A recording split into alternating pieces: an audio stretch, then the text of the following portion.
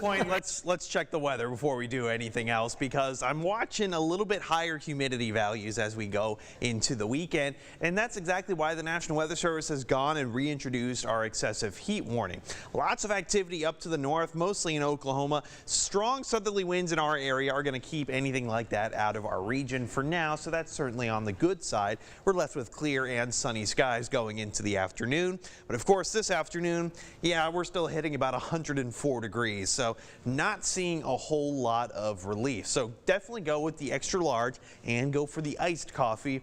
Although personally, I like both. I'll drink either. Doesn't matter how hot it is out there. Dangerous heat. Yep. Excessive heat warning until 8 o'clock for tonight. Air temperatures getting up to about 105 and higher.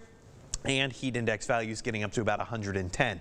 On top of that, well, we got the burn bans going today because of just how hot, dry, and how drought-stricken we are.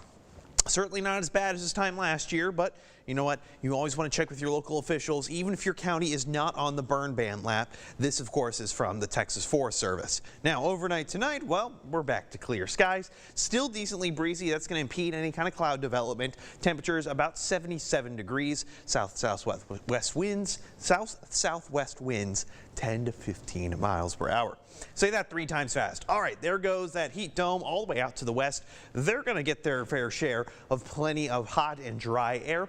Well, we're kind of stuck in the middle, so the northeast is actually going to cool down a good bit. This is actually from a frontal system. Yeah, you can kind of see it up there. It's slowly trying to sneak its way down into our region. Once it does, we're going to notice an increase in our cloud cover and possibly even an increase in some rain chances, most of which will avoid us. They're just going to hit the southern parts of our viewing area, more so going into Saturday night into Sunday morning, and that's going to be basically it. Those winds will shift back to a northerly flow, so we go back into the pattern of, hey, we're going back into those triple digits once again. Very minimal cloud cover going into Monday and Tuesday of next week. Here's a look at those temperatures. All right, I got a fun fact for you. So Temple hit 107 on Monday. We hit 106 on Tuesday, 105 yesterday, 104 for today.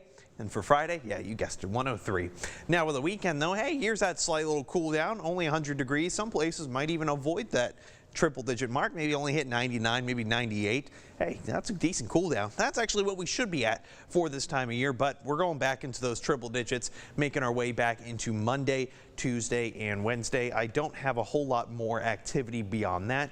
Brazos Valley, rain chances are minimal, but hey, if we get any kind of rain, I think it'll be welcome. Right now, the entire area is under at least some form of drought. Latest drought monitor will be released this evening. I'll have full details on that coming up on Texas Today Friday edition. But don't worry, stick around. We'll be back after this.